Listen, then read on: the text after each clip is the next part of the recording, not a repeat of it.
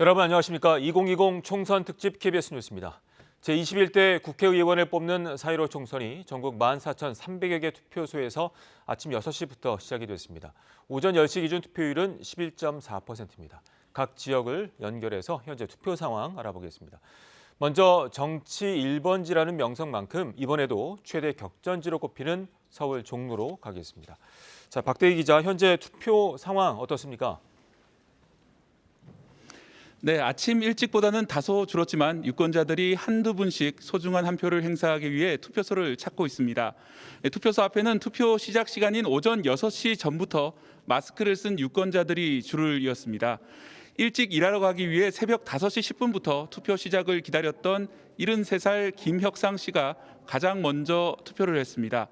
오전 11시까지 종로의 투표율은 12.9%, 서울 전체는 14.9%입니다.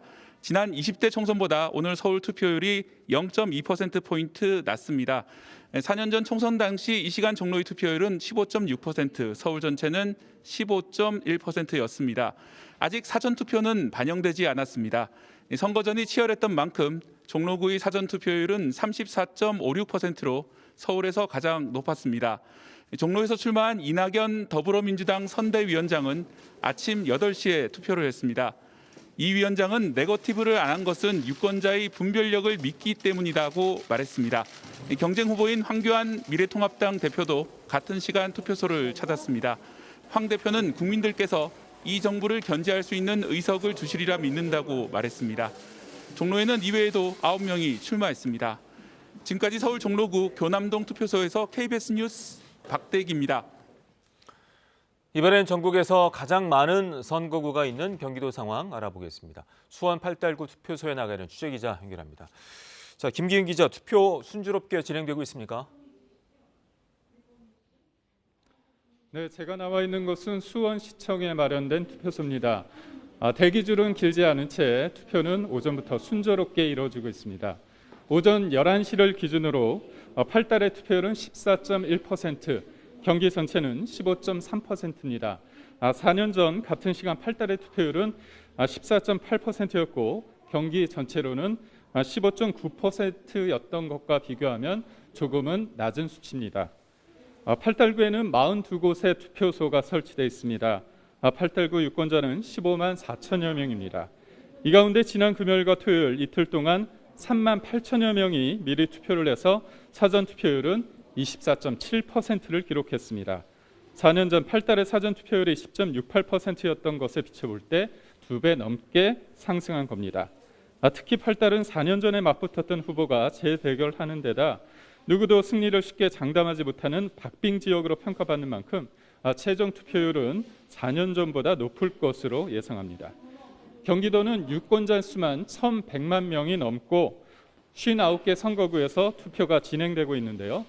서울의 49개 선거구보다 10개가 많아 수도권 중에서도 경기 지역의 결과가 이번 선거의 승부를 가를 것으로 보입니다. 지금까지 수원시청에서 마련된 투표소에서 KBS 뉴스 김기영입니다. 이번엔 대구 경북 지역 상황 알아보겠습니다. 대구 경북 지역도 순조롭게 투표가 진행 중입니다. 대구 격전지 중 한 곳인 수성갑 선거구에 나가는 취재기자 연결합니다. 최보규 기자, 투표소 상황 전해주시죠.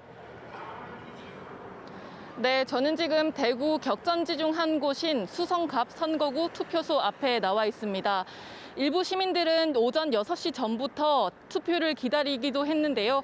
지금은 대기줄이 줄었다 길어졌다를 반복하고 있습니다. 이곳을 비롯해서 오늘 대구 경북에서는 1,600여 개 투표소에서 투표가 진행됩니다. 오전 10시 기준 투표율은 대구 12.5%, 경북 12.3%를 기록해 전국 평균을 웃돌았습니다. 앞서 진행된 사전투표에서는 대구 23.6%, 경북 28.7%의 투표율을 기록했는데요.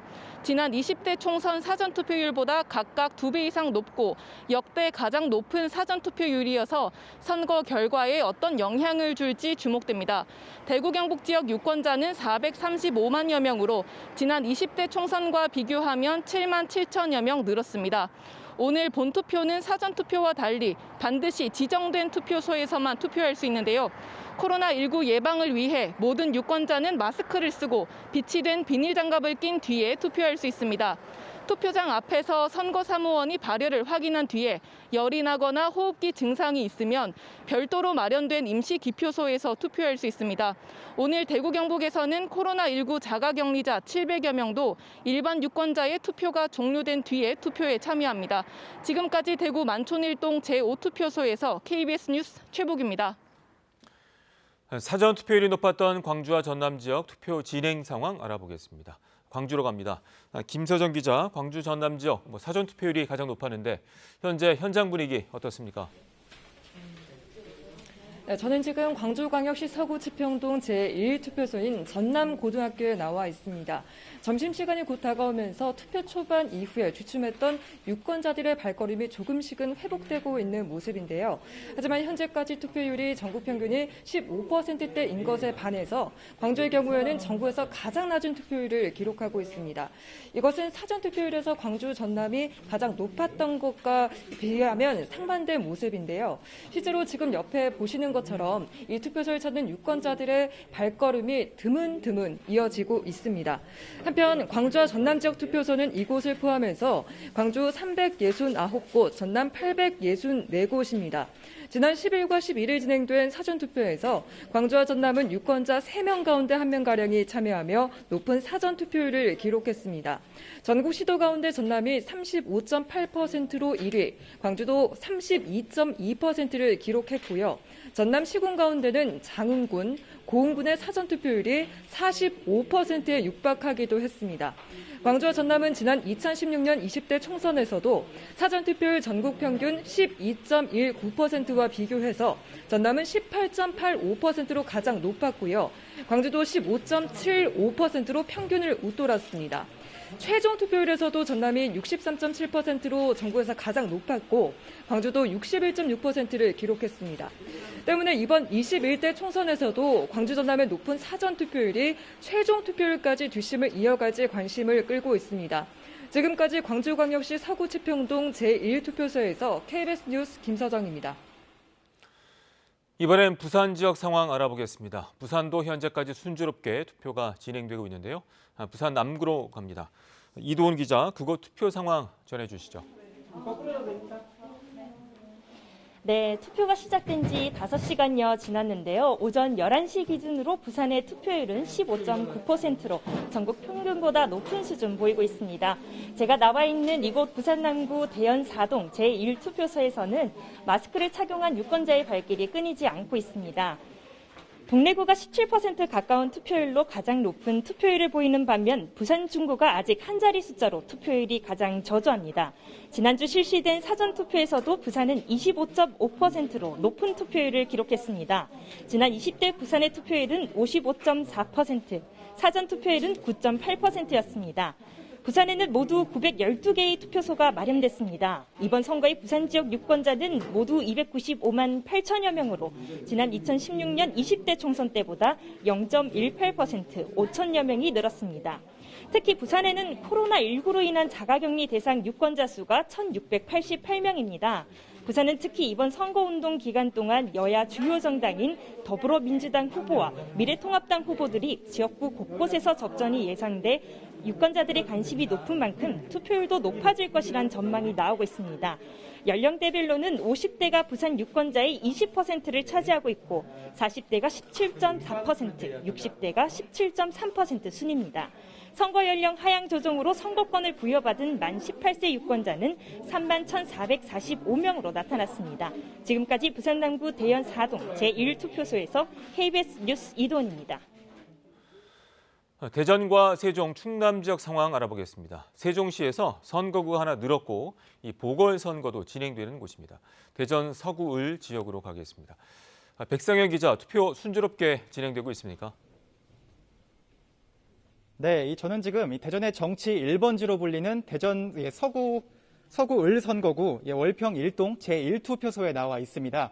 이곳에서도 5시간 전쯤 투표가 시작됐는데 유권자들이 본격적으로 이 투표장을 잇따라 찾고 있습니다.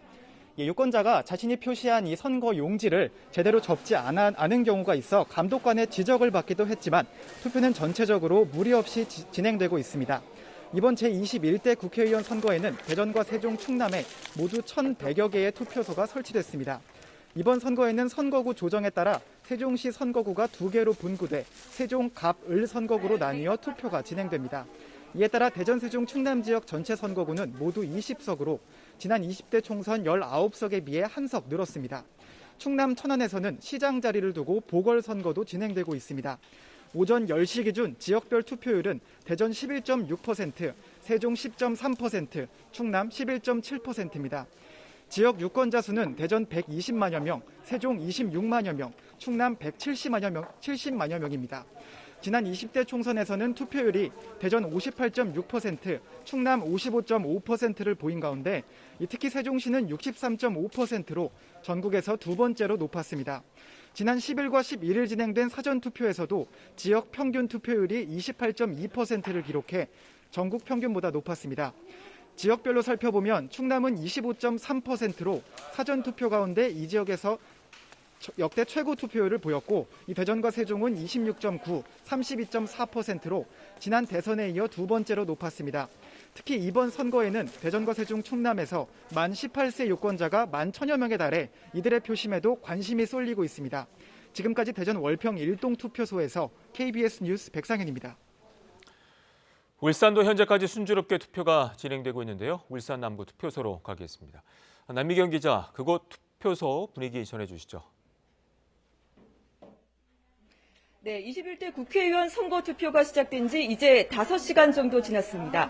이곳 울산 남구 삼신초등학교 투표소에는 일찌감치 많은 유권자들이 찾아 투표를 마쳤고요. 지금도 유권자들의 발걸음이 계속되고 있습니다. 울산에서는 이곳을 비롯해 모두 284개 투표소가 설치됐는데요. 지금까지 순조롭게 투표가 진행되고 있습니다. 이번 선거의 울산 지역 유권자는 모두 95만 3천여 명으로 지난 20대 총선 때보다 16,500여 명이 늘었습니다. 전체 유권자 가운데 약 0.4%인 4,200여 명은 처음으로 투표권을 갖게 된 만 18세 유권자들입니다. 특히 이번 총선은 4050 세대가 전체 유권자의 42%로 높게 나타나면서 이들 세대의 표심이 어디로 향할지 관심사입니다. 오전 10시 기준 울산의 투표율은 11.6%로 4년 전 총선과 차이가 없습니다. 유권자의 25.9%인 24만 7천여 명이 이미 사전투표를 마쳐 역대 지역 최고 총선 사전투표를 기록했습니다. 지난 총선보다 2배가량 높은 사전투표율이 기록되면서 이번 본투표율도 높을 것이란 전망이 나오고 있습니다. 지금까지 울산 삼산동 제3투표소에서 KBS 뉴스 남미경입니다. 이번엔 제주 지역 상황 알아보겠습니다. 제주에서도 투표가 순조롭게 진행되고 있습니다. 현장 취재 기자 연결합니다. 문준정 기자, 제주 지역 투표 상황 어떻습니까? 네, 제주에서도 투표가 순조롭게 진행되고 있습니다. 중계차가 나와 있는 이곳 제주시 오라초등학교 투표소에서는 마스크를 착용한 유권자들의 발길이 이어지고 있는데요. 투표소를 찾는 유권자들은 늘었다 줄었다를 반복하고 있습니다. 제주 지역은 제17대 국회의원 선거 이후 민주당이 4회 연속 3개 선거구 모두를 차지했는데요. 이번 총선에서도 민주당 수성으로 이어질지 아니면 야권이 탈환에 성공할지 관심입니다. 제주 지역 투표소는 모두 230곳인데요. 조금 전 오전 11시 기준 제주 지역 투표율은 15.7%입니다. 지난 2016년 20대 총선 당시 같은 시각 투표율 18.4%보다 낮습니다. 이번 총선의 제주 유권자 수는 제주시 40만 1천여 명, 서귀포시 15만 3천여 명 등 모두 55만 4천여 명입니다. 앞서 치러진 제주 지역 사전 투표에선 투표율 24.6%를 기록했는데요. 이는 2014년 제6회 지방선거에서 사전 투표가 처음 도입된 이후 제주에선 가장 높은 수치로 사전 투표 열기가 오늘까지 이어질지도 관심입니다.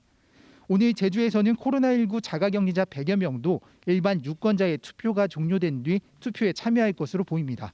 지금까지 제주시 오라동 제2투표소에서 KBS 뉴스 문준영입니다.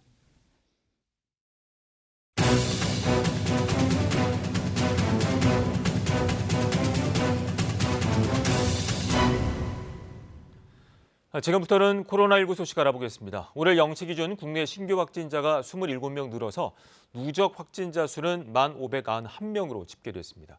먼저 KBS 재난방송센터 연결해서 코로나19 현재 상황을 짚어보겠습니다. 자, 이정훈 기자, 조금 전에 발표된 확진자 현황부터 전해주시죠. 네, 오늘 0시 기준 국내 누적 확진자는 모두 1,591명입니다. 전날보다 27명 늘었습니다. 사망자는 3명 증가한 225명으로 집계됐습니다. 격리가 해제된 사람은 7,600명을 넘어서 완치율도 72%까지 높아졌습니다. 날짜별 확진자 추세를 보면 오늘까지 사흘째 20명대를 기록했는데요. 최근 일주일 내내 50명을 밑돌아 안정적인 추세를 이어가고 있습니다. 신규 확진자를 지역별로 보면 대구에서는 해외 입국자 1명만 확진 판정을 받았고요. 지역사회 발생은 없었습니다. 반면 경기와 경북에서는 각각 6명씩 지역 발생 확진자가 나왔는데요. 병원 등에서 산발적인 집단 감염이 발생한 것으로 분석됩니다. 오늘도 해외 유입 확진자는 검역 과정 4명을 포함해 모두 11명 나왔습니다. 최근엔 해외 유입 사례 가운데 미국 방문자의 비중이 점점 더 커지고 있는데요. 실제 지난주에 이어 이번 주에도 분홍색의 미국 등 미주발 확진자가 파란색의 유럽발 사례보다 훨씬 더 많은 것으로 나타났습니다. 자, 그리고 국내에서 사망자가 계속 나오면서 치명률이 높아지고 있는데요. 이 다른 나라와 비교하면 어떻습니까? 네, 최근에도 사망자는 하루에 5명 안팎씩 꾸준히 늘고 있습니다. 그러다 보니 치명률도 계속해서 높아지고 있는데요. 오늘 0시 기준 2.1%로 나타났습니다. 다만 해외 국가들과 비교하면 여전히 상대적으로 낮은 수치입니다. 누적 확진자 60만 명을 넘어선 미국은 사망자도 2만 5천여 명 발생했는데요. 치명률은 4.3%로 우리나라의 2배에 달합니다. 특히 유럽 국가들은 치명률이 이보다 더 높은데요. 이탈리아는 13%, 스페인 등 그 밖의 국가들도 10%를 넘는 곳이 많습니다. 확산세가 꺾인 중국은 치명률 4% 안팎을 유지하고 있습니다. 국가별로 이렇게 치명률이 차이를 보이지만 고령층일수록 높은 것은 공통적입니다. 확산세가 주춤하더라도 어르신과 기저질환자는 계속해서 철저한 대비가 필요합니다. 지금까지 재난방송센터에서 KBS 뉴스 이정훈입니다. 자, 이번엔 이충원 의학 전문 기자와 함께 코로나19 현재 상황 보다 구체적으로 알아보도록 하겠습니다. 자, 이 기자, 일주일째 그 신규 확진자가 50명 이내입니다. 안정적인 모습을 보이고 있어요? 그렇습니다. 말씀하신 대로 50명 이내고 엿새째 30명 내외, 그렇죠. 또 20명대를 기록한 게 3일째입니다. 네. 27명이 늘었고요. 해외 유입이 11명이니까 전체 확진자 중에 40%를 차지하고 있습니다. 계속 네. 40%에서 50% 사이가 신규 확진자 중에 해외 유입 사례고요. 수도권에서 8명, 경북에서 6명. 경북은 특히 이제 경북 예천에서 네. 그 감염의 고리를 모르는 그런 뭐 집단 감염은 아닌 건데 접촉에 의해서 2차, 3차, 4차 전파에 의해서 그렇군요. 확진자가 나오고 있는 상황이고요. 네. 대구는 또 두 번째로 지역사회 감염이 0명이었습니다. 알겠습니다. 해외 유입은 1명이 있었고요. 네. 자, 오늘은 이제 총선일입니다. 아마 이게 참 역사적으로 없는 일인 것 같아요. 이렇게 전염병이 유행하고 있을 때 선거를 치르게 되면 아마 전 세계적으로도 우리가 이제 모범 기준이 될 수 있을 것 같아요. 이 투표장에 갈 때 지켜야 될 수칙이 있죠.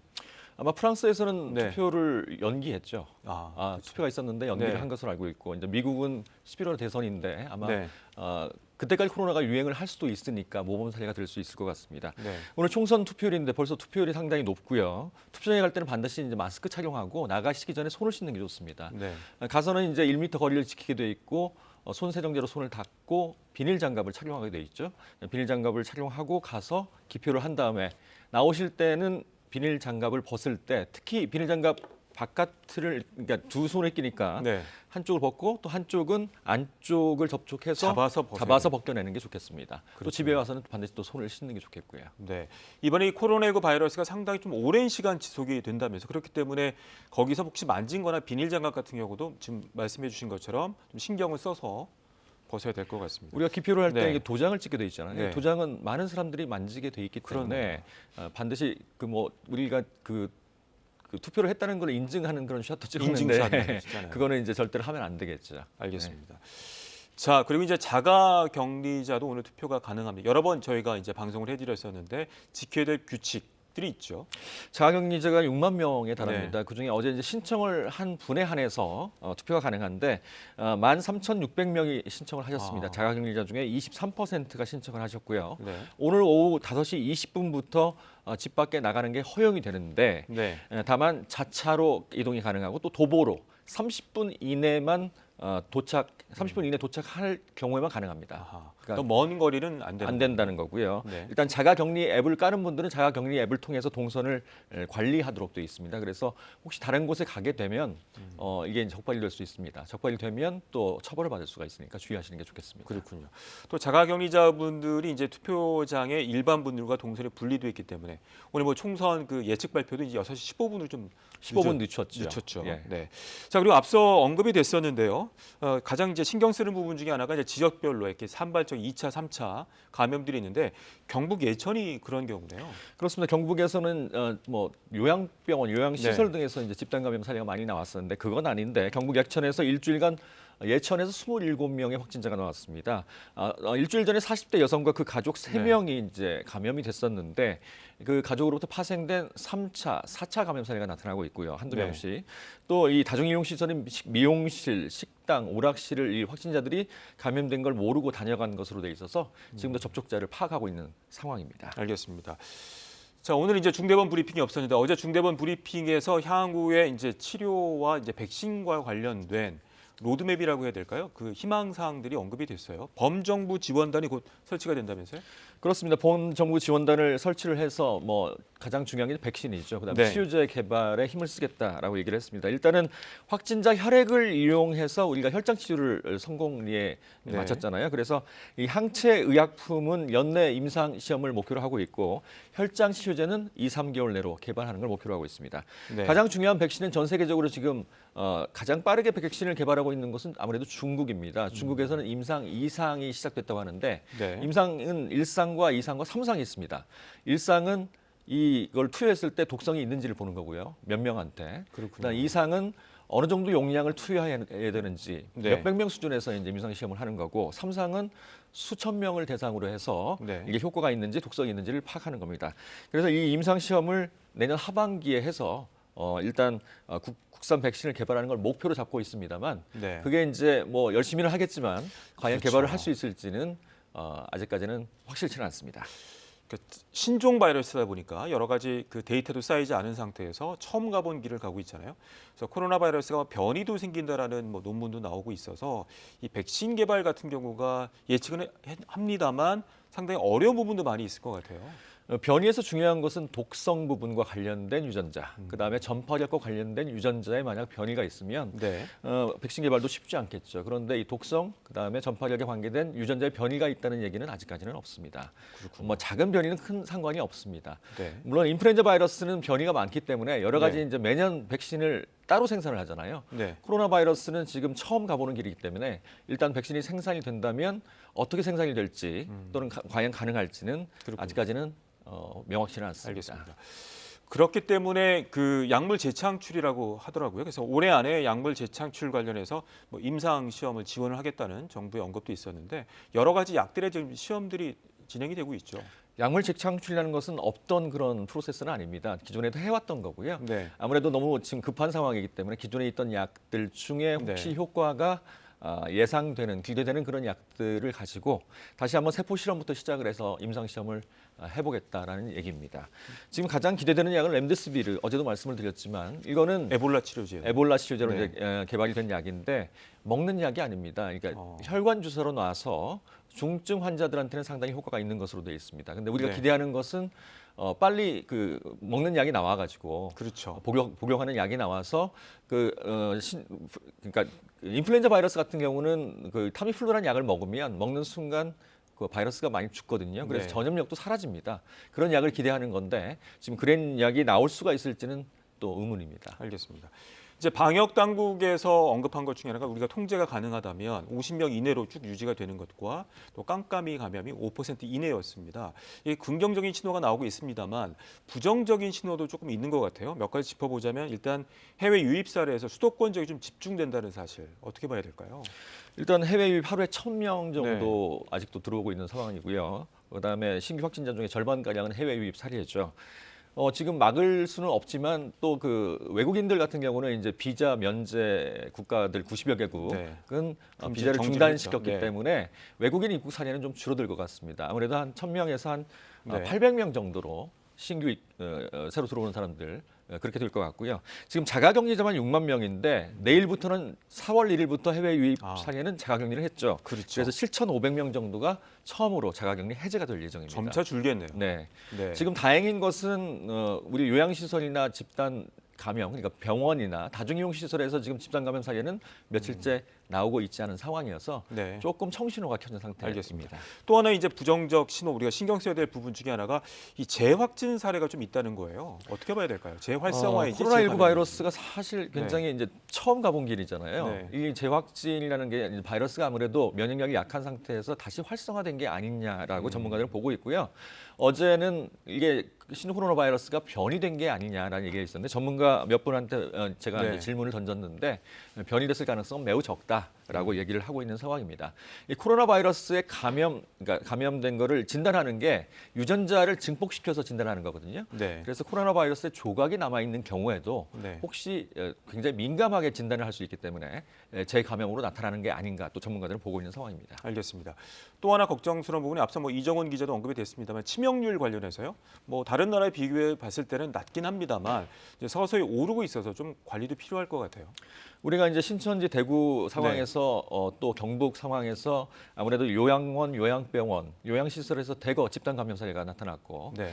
그분들이 지금 또 입원 치료를 받고 있는 분들 또는 중환자실에서 치료받고 있는 분들이 상당히 많습니다. 아무래도 고령층 특히 80대 같은 경우는 그러니까요. 4명 중 1명이 이 치명률을 갖고 있을 정도로 상당히 위중하잖아요. 네. 그래서 앞으로도 돌아가실 가능성은 좀 있는 거고요. 지금 한 40여 명이 위중한 상태에서 치료받고 있는 상황입니다. 알겠습니다.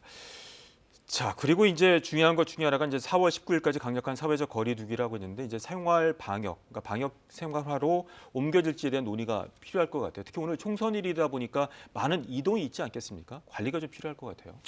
그렇습니다. 이 코로나 이전의 세계는 다시는 돌아오지 않을 것이다. 네. 그런 얘기도 방역 당국이 강조를 하는 걸 보면 그러니까요. 우리가 이제 백신이 곧바로 나올 가능성도 좀 떨어져 보이고요. 또 코로나19가 봄철에 유행했다가 1918년에 그 팬데믹 사례가 있었던 스페인 독감처럼 네. 가을에 훨씬 더 유행을 했었거든요. 1918년 가을에 봄에 미국에서 유행을 했다가 유럽으로 넘어가서 가을에 전 세계적인 유행을 했습니다. 그래서 이런 치료제와 백신이 없는 상황에서는 가을까지 다시 또 확산될 가능성이 있기 때문에 그렇군요. 우리가 사회적 거리두기 지금까지 굉장히 지쳐 있는 상황이지만 네. 이제 생활화를 해야 될 것 같습니다. 방역의 생활화. 그러니까 손위생 철저히 지키고 마스크 착용하시고 네. 또 웬만하면 사람과의 거리를 1m 이상 거리두기를 지키시는 거. 또 다중이용 시설은 웬만하면 피하시는 거. 그런 알겠습니다. 방역을 잘 해야 될 것 같습니다. 네. 마지막으로 질문은 하나 더 드리겠습니다. 지금 그 방역 당국에서도 2주간에 걸쳐서 국민들의 의견들을 받고 있잖아요. 이 5가지 수칙 관련해서 우리가 좀 잘 지켜야 될 것 같아요. 어떻습니까? 일단 그 수칙 중에 일본이 그겁니다. 37.5도씩, 그러니까 미열이 있을 경우에는 일단 바깥 출입을 삼가하고 직장인 같은 경우는 회사에 얘기를 하고 3, 사실 4일간 예전에 집에 아파서 쉬는 나가는 거. 경우도 있었는데 그렇죠? 그렇죠. 네. 병가 내기가 쉽지 않았었죠. 네. 근데 지금은 병가를 내는 게 미덕입니다. 그렇죠. 감염병 다른 사람의 어떤 건강을 지키기 위해서 본인의 건강을 지키기 위해서 일단 3, 4일간 머물고 지켜보는 거.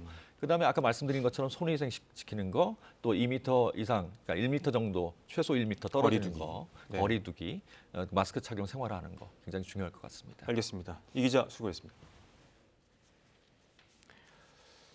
다시 한번 상황 정리해 보도록 하겠습니다. 앞서 전해드린 것처럼 코로나19 신규 확진자가 27명으로 늘었는데요. 해외 유입 관련이 11명이고 서울 등 수도권 확진자가 많았습니다. 대구는 1명으로 닷새째 한 자릿수 신규 확진자를 유지했습니다. 보도에 홍소호 기자입니다. 중앙방역대책본부는 오늘 0시 기준으로 코로나19 확진자가 전날보다 27명 늘었다고 밝혔습니다. 누적 확진자 수는 1,591명입니다. 신규 확진자 가운데 11명은 수도권에서 나왔습니다. 서울이 5명, 경기가 6명입니다. 대구와 경북에선 7명의 신규 확진자가 나왔습니다. 부산 1명, 광주 1명, 강원 2명, 제주에서 1명의 확진자가 나왔습니다. 나머지 9개 광역지자체에선 신규 확진자가 보고되지 않았습니다. 공항 검역에서 확인된 확진자는 4명이었습니다. 유럽 입국자 5명, 미주 입국자 4명, 아시아 지역 입국자가 2명이었습니다. 이들 확진자 중 8명은 내국인, 3명은 외국인입니다. 또 지역사회에서 해외 입국자 확진 사례 7건이 확인돼 신규 확진자 가운데 11명은 해외 유입 관련으로 파악됐습니다.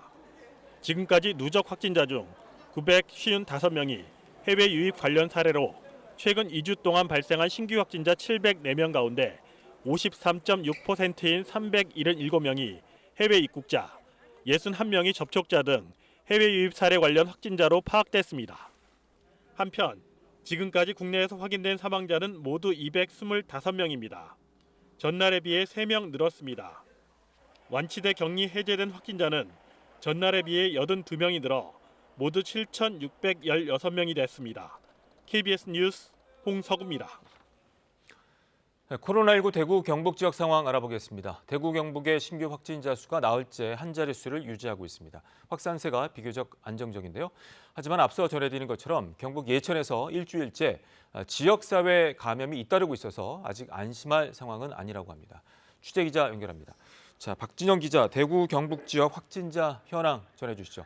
네, 오늘 0시 기준 대구 경북의 신규 확진자 수는 모두 7명입니다. 대구가 1명, 경북이 6명입니다. 코로나19 확산이 비교적 안정세를 이어가고 있다는 평가가 나오고 있는데요. 완치율도 높아져 대구 81%, 경북 75%를 기록하고 있습니다. 다만 경북 예천에서 지역사회 감염이 잇따르고 있어 보건당국이 긴장하고 있습니다. 경북 지역의 추가 확진자 6명 중 3명이 예천에서 나왔는데 지난주 일가족 4명이 확진된 이후 친구와 지인을 중심으로 2, 3차 감염이 계속 발생하고 있습니다. 최근 일주일 동안 모두 27명이 확진 판정을 받았는데요. 이 중 상당수가 마트와 PC방 등 다중이용시설을 사용한 것으로 나타나 추가 집단 감염 우려도 나오고 있습니다.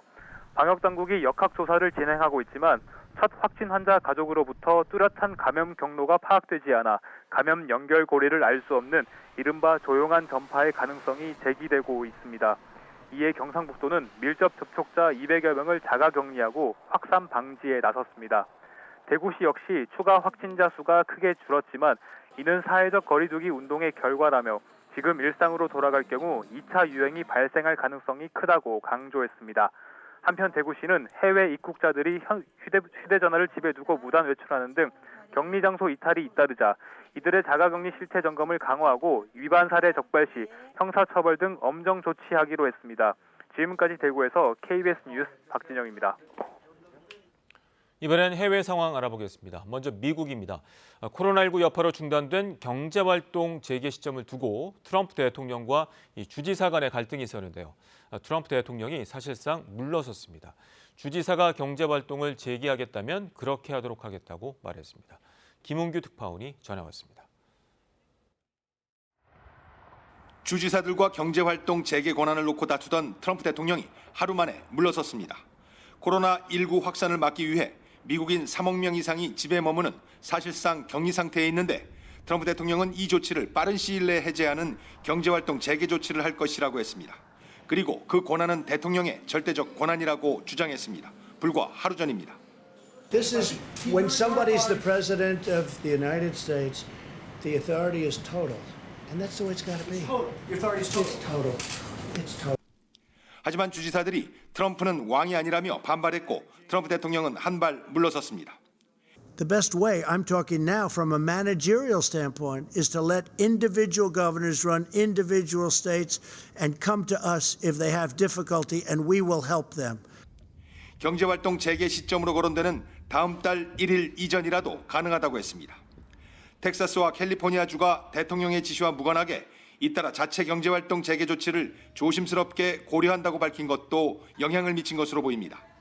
트럼프 대통령은 다만 코로나19로 상황이 좋지 않은 주가 경제활동을 재개하려 한다면 자신이 이를 막을 것이라고 했습니다. 문제는 상황이 심각한 주 가운데 경제활동 재개하겠다는 주는 아직 없습니다. 결국 헌법 위반 논란까지 일으키며 주지사들과 권한 논쟁을 벌였지만 트럼프 대통령 입장에선 별 실익 없이 체면을 구긴 셈이 됐습니다. 트럼프 대통령은 빠르면 내일이나 모레 구체적인 경제 재개 방침을 밝힐 것이라고 했습니다. 이런 가운데 트럼프 대통령은 WHO 세계보건기구에 대한 5억 달러에 이르는 미국의 자금 지원을 중단한다고 밝혔습니다. 중국 편향적이며 제대로 역할을 하지 못했다고 자금 차단 이유를 설명했습니다. 버지니아에서 KBS 뉴스 김웅규입니다. 유럽 상황입니다. 유럽의 확진자가 93만 명을 넘어섰습니다. 나라별로 감염 확산세에 따라 봉쇄 조치를 일부 완화하거나 연장하고 있는데요. 이렇게 제각각인 대처 상황을 놓고 유럽연합은 출구 전략을 조율해야 한다고 밝혔는데 실현 가능성은 미지수입니다. 파리 양민효 특파원이 보도합니다. 스페인의 한 건설 현장, 2주 동안 멈춰섰던 일터가 다시 돌아가기 시작했습니다. Ha pedido a todo el personal de EPIs, equipo de protección individual, que le llamamos, mascarillas. Y bueno, tenemos allí, como ustedes pueden ver, 2 baños químicos. 스페인에서 이동 제한 조치는 연장됐지만 감염 확산세가 정점이 지났다는 판단에 건설업과 제조업 등 일부 업종 활동은 재개됐습니다. 반면 확진자가 14만 명을 넘은 프랑스에선 봉쇄령이 다음 달 10일까지 연장됐습니다. 다소 둔화되긴 했지만 여전히 하루 수천 명씩 신규 확진자가 나오고 있기 때문입니다. 누적 사망자가 1만 명을 넘은 영국 역시 봉쇄 조치로 인한 경제 타격이 세계 1, 2차 대전 때 수준일 거란 전망에도 제한 조치 연장이 불가피한 상황입니다. 각국의 감염 확산세에 따라 봉쇄 조치도 제각각인 상황. 유럽연합 집행위원회는 코로나19 출구 전략을 EU 회원국들이 서로 조율해야 한다고 강조했습니다. 오스트리아나 덴마크의 경우처럼 사전 협의 없는 봉쇄 완화가 잇따를 경우 감염이 다시 확산될 수 있다는 겁니다. 인공호흡기나 마스크 등 장비 수급도 협력해야 한다고 EU 집행위는 밝혔습니다. Support from the European Union and from other EU countries is crucial to help them cope with the pandemic. Our European solidarity can save lives. 유럽의 외국인 입국 금지 조치 역시 EU 내부에서 먼저 국경 제한을 푼 뒤에 완화하자는 입장입니다. 하지만 코로나19 확산 초기 우후죽순 국경 폐쇄에 나섰던 회원국 간 입장차가 쉽사리 좁혀질지는 미지수입니다. 파리에서 KBS 뉴스 양민효입니다. 국제통화기금 IMF가 코로나19의 대유행으로 올해 세계 경제 성장률을 마이너스 3%로 급격히 낮췄습니다. 중국, 인도를 제외한 대부분의 나라가 마이너스 성장을 할 것으로 예측했는데요. IMF는 1930년대 대공황 이래 최악의 침체라고 진단했습니다.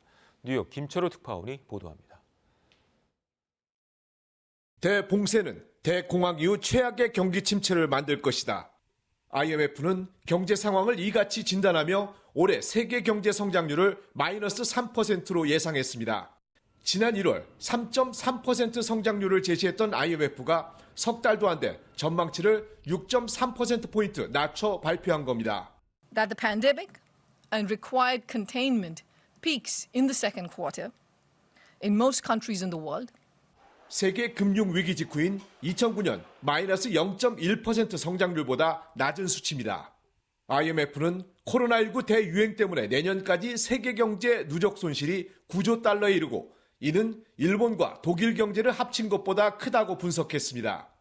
IMF는 바이러스 대유행이 2분기에 잦아들고 경제 재개가 점진적으로 이루어지면 내년에 5.8% 성장할 것으로 내다봤습니다. 하지만 이것도 부분적 회복이고 실제로는 코로나19 경로의 불확실성 때문에 경제가 더 악화될 수 있다고 우려했습니다. 국가별 성장률 전망치로는 미국이 마이너스 5.9%, 한국은 마이너스 1.2%를 예상했습니다. 그나마 중국과 인도 정도가 플러스 성장이 가능할 것으로 봤습니다. Emerging market and developing economies face additional challenges.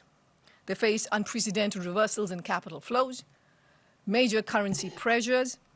IMF는 국가별로 광범위한 재정 통화 정책이 중요하고 국제사회의 강력한 다자 협력이 꼭 필요하다고 강조했습니다.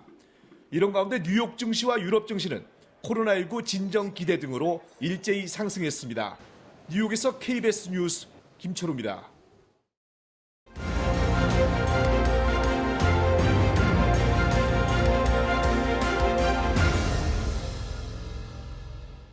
다시 총선 소식 알아봅니다. 이번 총선은 역대 가장 높은 사전 투표율을 기록한 만큼 이 최종 투표율도 관심입니다. 중앙선거관리위원회를 연결해 이 시각 전국 투표 상황 알아보겠습니다.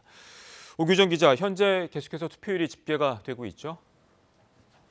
네, 이곳 중앙선관위 상황실에서는 전국 투표소 14,000여 곳의 투표 상황이 매시간 집계되고 있습니다. 지금 제 뒤로 보이는 모니터에는 오전 11시 기준 투표율이 나와 있는데요. 지금까지 전국 670여만 명이 투표를 마쳤고 평균 투표율은 15.3%를 기록하고 있습니다. 이른 아침에는 투표율이 높게 나왔지만 11시 기준으로는 20대 총선 같은 시각 투표율 16.1%보다 0.8%포인트 낮습니다. 지역별로 보면 강원도가 16.9%로 가장 높았고 사전 투표율이 가장 낮았던 대구가 16.8%로 뒤를 이었습니다. 투표율이 가장 낮은 지역은 사전 투표율이 높게 나왔던 광주광역시로 투표율 12.8%입니다. 지금 집계되는 투표율에는 사전 투표율이 포함되지 않았습니다. 사전 투표율은 오후 1시 공개되는 투표율부터 합산돼 반영될 예정입니다. 역대 가장 높은 26.69%의 사전 투표율을 기록한 만큼 19대 총선 투표율 54.2%, 20대 총선 투표율 58%에 이어서 이번에는 60%를 넘을지도 관심입니다. 이번 선거 길어진 투표용지가 개표 시간에도 영향을 줄 것으로 보이는데요. 역대 가장 많은 개표 사무인이 투입됐습니다. 저녁 6시 이후 자가격리자 투표까지 끝나면 전국 251곳의 개표소로 투표함이 옮겨지고 사전 투표함과 함께 곧바로 개표 작업이 시작됩니다. 개표가 문제없이 진행된다면 밤 10시쯤이면 초접전 지역을 빼고는 지역구 당선자가 어느 정도 윤곽을 드러낼 것으로 전망됩니다. 비례 당선자는 내일 오후 5시에 예정된 선관위 회의를 거쳐서 최종적으로 확정됩니다. 지금까지 중앙선관위에서 KBS 뉴스 오규정입니다. 이번 선거는 여느 투표 때와는 다릅니다. 코로나19 속에서 치르는 초유의 선거이기 때문인데요. 이 참정권을 지키면서도 감염병 확산을 막기 위해 어떻게 해야 할까요? 김민혁 기자가 총선 투표 요령과 방역 준비 상황을 취재했습니다. 집을 나서기 전 챙겨야 할 것은 마스크입니다. 사람이 많이 모이는 이곳 투표소에서는 비말로 인한 코로나19 감염을 막는 게 가장 중요하겠죠. 따라서 이렇게 마스크를 꼭 착용하고 가급적 혼자 투표소를 찾아야 합니다. 투표소에 도착하면 가장 먼저 발열 검사를 하고 36.2도입니다. 정상입니다. 손소독을 한 뒤 준비된 비닐 장갑을 껴야 합니다. 대화는 피해야 합니다. 투표소 바닥에는 이처럼 1m 간격으로 스티커가 붙여져 있습니다. 이에 맞춰서 앞사람과 거리를 유지한 채 줄을 서는 것이 중요합니다. 신분증을 제시할 때는 마스크를 잠깐 내려 본인 확인을 받고 투표용지를 받아 기표소로 들어가면 됩니다. 이 과정에서 가장 우려되는 건 접촉에 의한 전파입니다. 신분증을 주고받을 때의 접촉, 또 기표용 도장도 집어야 합니다. 이 때문에 장갑은 끝까지 껴야 합니다. 인증샷을 위해 장갑을 벗고 손등에 도장을 찍으면 안 됩니다. 코로나19 바이러스가 지폐와 유리 표면에서는 4일, 플라스틱이나 스테인리스 스틸 표면에서 최대 7일가량 생존했다는 연구 결과도 있습니다. 장갑을 벗는 과정에 내 피부에 오염된 물질이 묻을 수도 있고요. 도장의 표면에 오염된 물질이 있을 수도 있습니다. 절대로 하시면 안 되는 일입니다. 선관위는 투표소를 준비하면서 방역에 가장 신경 썼습니다. 1차적인 방역을 완료했고요. 끝나고 나서 다시 방역을 할 예정입니다. 비닐 장갑을 낀 동안 얼굴에 손대지 말아야 하고 투표를 마친 뒤 다시 손세정제로 소독하거나 흐르는 물에 깨끗이 씻어내야 합니다. KBS 뉴스 김민혁입니다. 오늘 총선 투표에는 코로나19로 자가 격리 중인 사람들도 사전 신청자에 한해 참여할 수 있는데요. 정해진 시간에만 투표할 수 있고 투표 바로 귀가하지 않으면 무단 이탈로 간주돼 고발 조치될 수 있습니다. 홍진아 기자가 전해드립니다. 코로나19 자가 격리자 가운데 어제 오후 6시까지 투표 의사를 밝힌 사람만 오늘 투표에 참여할 수 있습니다. 사전 신청을 했어도 당일에 발열이나 호흡기 증상이 나타나면 투표할 수 없습니다. 투표 시간은 엄격히 제한됩니다. 일반 유권자들의 투표가 마감되는 오후 6시 이후에 투표할 수 있는데 6시 전에는 도착해야 합니다. 외출은 오후 5시 20분부터 7시까지 1시간 40분 동안만 허용됩니다.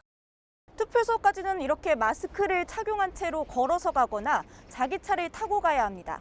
대중교통은 이용할 수 없습니다. 투표소에 도착하면 별도 장소에서 대기해야 하고 2m 이상 간격을 유지합니다. 대화나 접촉은 물론 금지됩니다.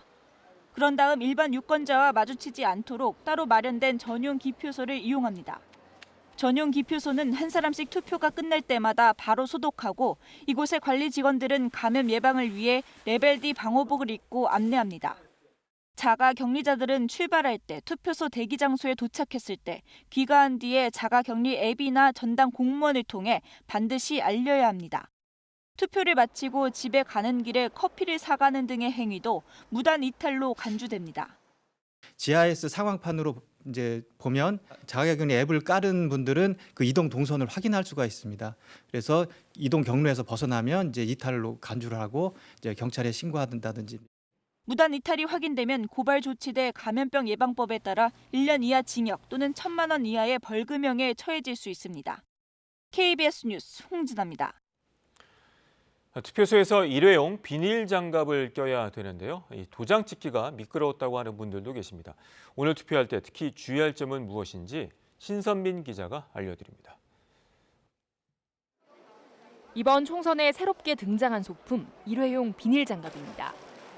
일부 사전투표 참여자들은 방역 때문이라지만 도장 찍기가 너무 미끄러웠다고 말합니다. 내가 원하는 후보란에다 찍는다고 찍었는데 비닐 장갑으로 인해 가지고 미끄러져서 기표를 안에 제대로 안 찍히더라고요. 인터넷에도 비닐 장갑이 미끄럽다.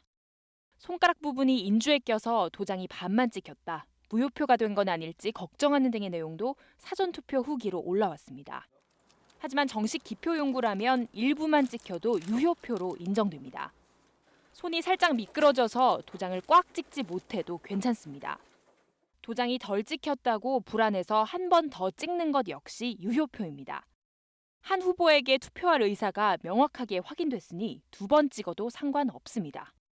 이번 총선 투표장에서 볼 수 있는 또 하나 특이한 점, 바로 비례대표 투표용지가 48.1cm로 아주 길다는 겁니다. 투표지 접을 때 인주가 다른 곳에 찍힐 가능성 높지만 괜찮습니다. 접으면서 생긴 자국은 복자가 뒤집히기 때문에 개표할 때 판별이 가능합니다. 그렇다면 무효표가 되는 건 어떤 경우일까? 도장을 두 후보란 사이에 걸쳐서 찍으면 인정 안 됩니다. 한 후보란에서 걸쳐서 찍거나 여백에 걸쳐 찍는 건 상관없지만 2명의 후보란에 도장 부분이 걸치면 무효표가 되니 조심해야 합니다. 이런 경우 투표용지를 새로 지급받을 수도 없습니다. 선거법에 투표한 사람 책임으로 투표용지가 오염됐을 때는 새로 지급하지 않는다고 돼 있어 기표를 할 때 최대한 주의해야 합니다. KBS 뉴스 신서민입니다. 오늘 개표 결과 언제쯤 나올지 많이 궁금해하실 텐데요. 지역구 당선자의 경우 오늘 밤 10시 정도면 어느 정도 윤곽이 나올 것으로 보입니다. 문제는 비례대표인데요. 역대 가장 많은 정당이 참여한 연동형 비례제 도입으로 내일 오후에나 확정될 것으로 보입니다. 보도에 강나루 기자입니다. 코로나19 자가격리자 투표로 오늘 투표는 사실상 오후 6시 15분 정도에 마감됩니다. 이후 투표함이 전국 251개 개표소로 옮겨지고 사전투표함과 함께 곧바로 개표 작업이 시작됩니다. 지역구 당선자 윤곽은 예년과 비슷하게 오늘 밤 10시쯤이면 드러나 21대 국회를 이끌 얼굴을 확인할 수 있을 것으로 보입니다. 1, 2일간 엎치락 뒤치락한 곳은 새벽 개표 끝까지 지켜봐야 할 수도 있습니다. 문제는 비례대표 당선자입니다. 연동형 비례제 도입으로 선거 참여 정당이 크게 늘었는데 비례대표 선거 투표용지도 역대 가장 긴 48.1cm에 달합니다. 비례 투표용지가 너무 길어져 보조기계 중 하나인 투표지 분류기를 쓸 수 없게 된 겁니다. 개표 인력도 역대 최다로 투입했지만 용지 2,500만 장을 일일이 손으로 분류해야 합니다. 여기에 코로나19도 개표 작업을 지연시키는 요인이 됐습니다. 개표 사무원분들은 투표지를 직접 만져야 되는 입장이기 때문에 전원 마스크와 장갑 그리고 안면 보호구 등을 착용하고 개표를 진행할 예정입니다. 비례대표 당선자는 내일 오후에야 선관위 회의를 거쳐 최종적으로 확정됩니다. KBS 뉴스 강나루입니다. 선거 개표 방송은 방송의 꽃이라고 불리죠. 각 방송사의 기획력과 첨단 방송 기술이 총동원되기 때문입니다. 저희 KBS도 지난 8개월 동안 오늘을 준비해 왔습니다. KBS 개표 방송이 개표가 끝나는 순간까지 유권자 여러분과 함께합니다. 이윤희 기자가 소개합니다. 민주당 오바마 후보와 공화당 롬니 후보가 맞붙었던 지난 2012년 미국의 대통령 선거 당일 뉴욕 시민들의 눈은 이 도시의 상징인 엠파이어 스테이트 빌딩에 쏠렸습니다.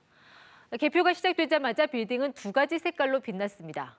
이 롬니 후보를 뜻하는 빨간색 조명, 오바마 후보를 뜻하는 파란색 조명. 개표 결과에 따라서 두 조명의 높낮이가 오르락 내리락하며 양쪽의 지지율을 보여주면서 수많은 뉴요커들의 시선을 사로잡았습니다. 이 거대한 빌딩 한 채를 선거 전광판으로 사용한다는 이 아이디어는 방송사 CNN의 작품이었습니다.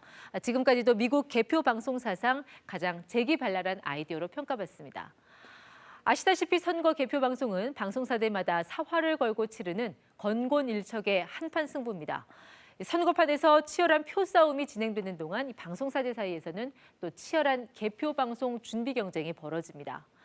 자사의 모든 역량과 기술을 총동원해 판세를 정확히 예측 분석하고 그 결과를 빠르면서도 효과적으로 전달하는 고도의 작업이기에 개표 방송을 가리켜 방송의 꽃이라고 부르기도 합니다. 오늘 4.15 총선에서도 국내 각 방송사들 저마다 비장의 무기를 내세워 유권자들 시선 잡기에 나섭니다. 어제 이 시간에 예고해드린 이 KBS 개표 방송 제작진 300여 명이 투입돼 8개월간의 준비 과정을 거쳤습니다. 개표 방송 사상 최초로 국회 본회의장과 잔디밭 전체를 무대 삼아 초대형 세트를 등장시켰습니다. 증강현실, 즉 AR 드론이 한강과 국회의사당을 넘나들며 거대한 데이터 쇼를 선보입니다. 이번 총선은 선거법 개정으로 개표 결과 분석이 한층 복잡하게 됐죠. 그래서 준비한 게 바로 너비 24m의 대형 LED 월입니다. 전국의 개표 현황 등 복잡 다단한 데이터를 입체적으로 확인할 수 있는데 워낙 판 자체가 커서 이 설치 장소 고르는 것부터가 만만치 않았다고 해요. 결국 뮤직뱅크 녹화가 이루어지는 대형 스튜디오가 무대로 낙점됐습니다.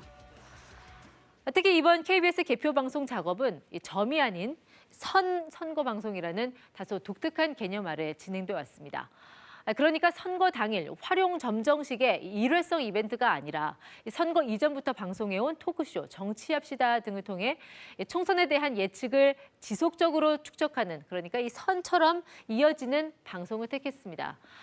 관련 코너인 민심포차는 먹으면서 이야기하는 컨셉, 일종의 먹방 형식으로 꾸며졌는데 시청자들 사이에선 음식 먹는 게 거슬린다는 의견도 있었지만 그래서 더 좋다는 의견 또한 많았다고 합니다. 각 코너마다 안방 시청자들에게 친숙한 얼굴들이 등장해 유권자들과 꾸준한 소통을 시도했습니다. 다만 정규 편성 프로그램이 아니다 보니 출연진들 사이에서는 시간표가 없는 노선버스 탄 것 같다, 이런 볼멘 소리도 나왔다고 하네요. 어쨌거나 지난 6개월간 총선 민심을 추적해온 토크쇼 정치합시다 패널들의 생생한 해석과 전망도 이번 개표 방송 주요 볼거리가 될 것 같습니다. 시민들 네. 목소리도 많이 들어봤고요. 여론조사도 꾸준히 해가지고 민심이 어떻게 변하는지 그것도 알아보려고 노력을 했어요. 그래서 아무래도 선거에서 일어난 일들, 이런 것들을 다른 분들보다는 좀 많이 알지 않겠습니까? 개표 결과를 보기 위해 꼭 TV 앞에만 계실 필요는 없습니다. 유튜브 또 페이스북 등을 통한 모바일 개표 방송도 8시간 동안 별도로 진행됩니다. 투표 인증샷을 카카오톡이랑 휴대전화 문자 메시지로 보내주시면 됩니다.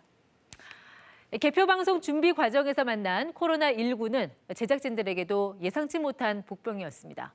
유권자들을 대상으로 야심차게 준비한 투표송 콘테스트, 대학교 댄스 동아리 등으로부터 단체 안무 영상을 받아 예선과 본선을 치를 예정이었지만 코로나19 탓에 모임 자체가 어려워져 투표송 앳 홈으로 바꿔 치렀습니다.